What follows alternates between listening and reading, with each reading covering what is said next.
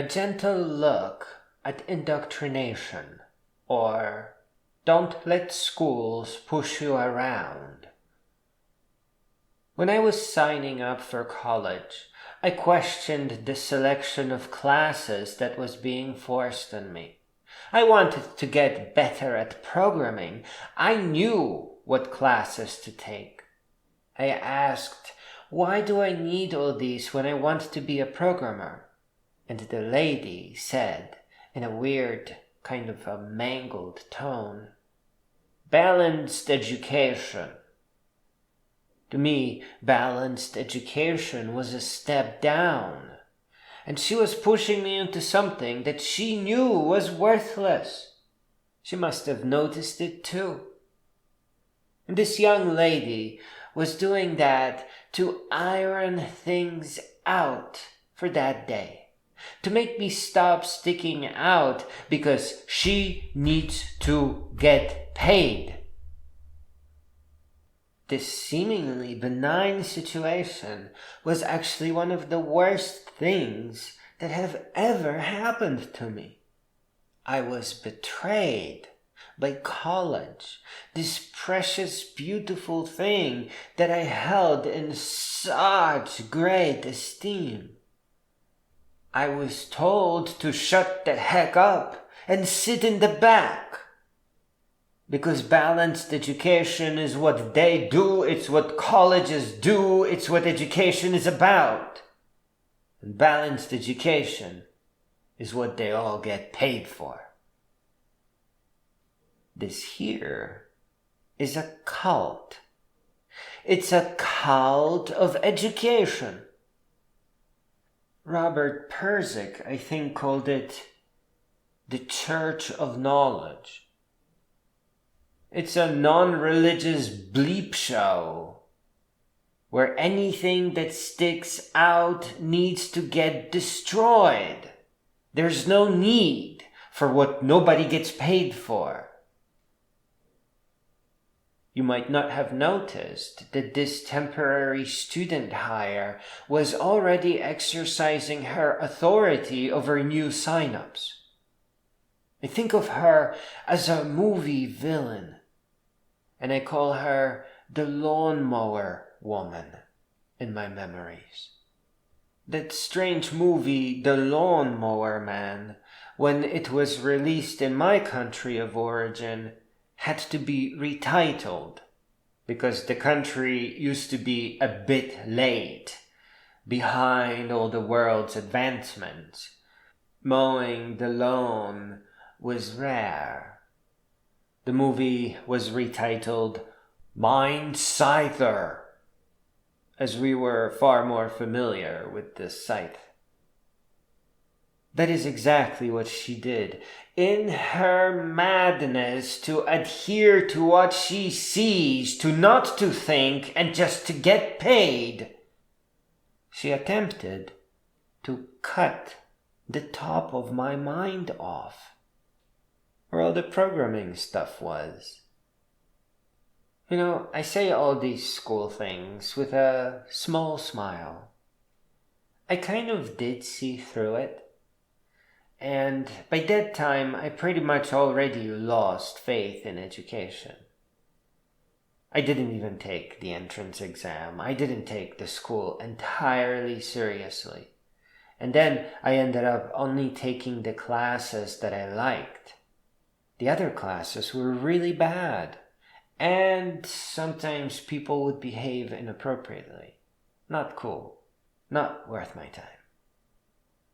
And by that I mean, a young woman in art history class, presided over by a really gentle and knowledgeable, I think, artist, who has recently lost his wife and traveled to India. She got up and started saying that the architecture that he was presenting possibly might have had other meanings. And she was saying that because of her indoctrination, because she was dead set on making men look ugly, or whatever she was up to. It was part of that. I'm sure she feels embarrassed about it. You do not interrupt a well-educated person speaking from his heart about a trip he made in honor of his wife. But these classes these general purpose classes were of such low quality that it was best to avoid them. They posed no challenge. It was just memorization and move on. When I was put on the dean's list with a perfect 4.0, I dropped out. It was just too much. It was just too toxic. You must never do what I did. Because every time I think about that fake college, I love it even more. I can't help it. It's just how our minds work. We see only the good things. I loved the evenings. I really admired the smart people that wouldn't even look at me. I loved talking to teachers. I missed the art professor that called me a pig for leaving paint on the easel a semester before I took her class. I missed the philosophy teacher who failed to even teach about Descartes. I loved talking to him after class, even though he was fake and said that Miss Rand was not a real philosopher. I would later learn that's what the popular kids say when they want to feel smarter than somebody. I loved the evenings, the strange people that flew kites, and the gym that I was just too shy to go into. Now, listen, this institution has betrayed me completely, but I made it beautiful. It is what we all do.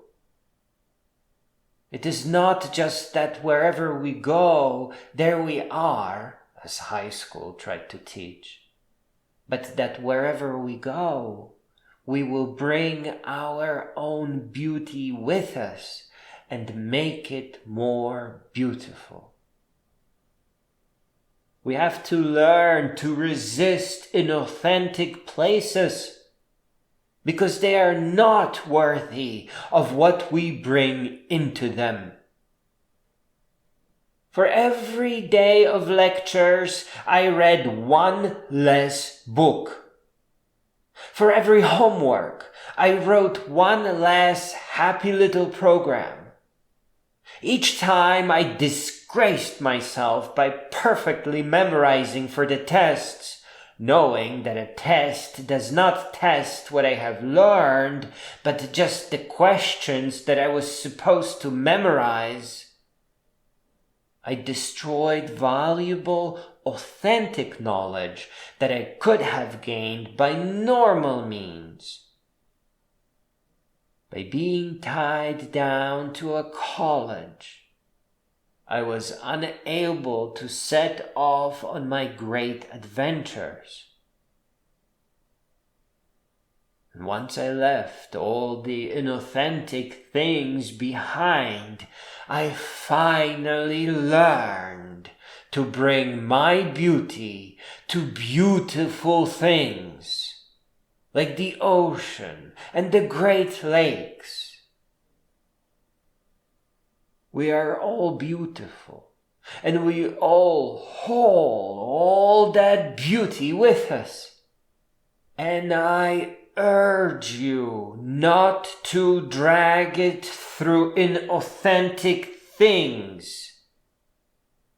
The concept of hoop jumping is just as ineffective and inauthentic as balanced or standardized education.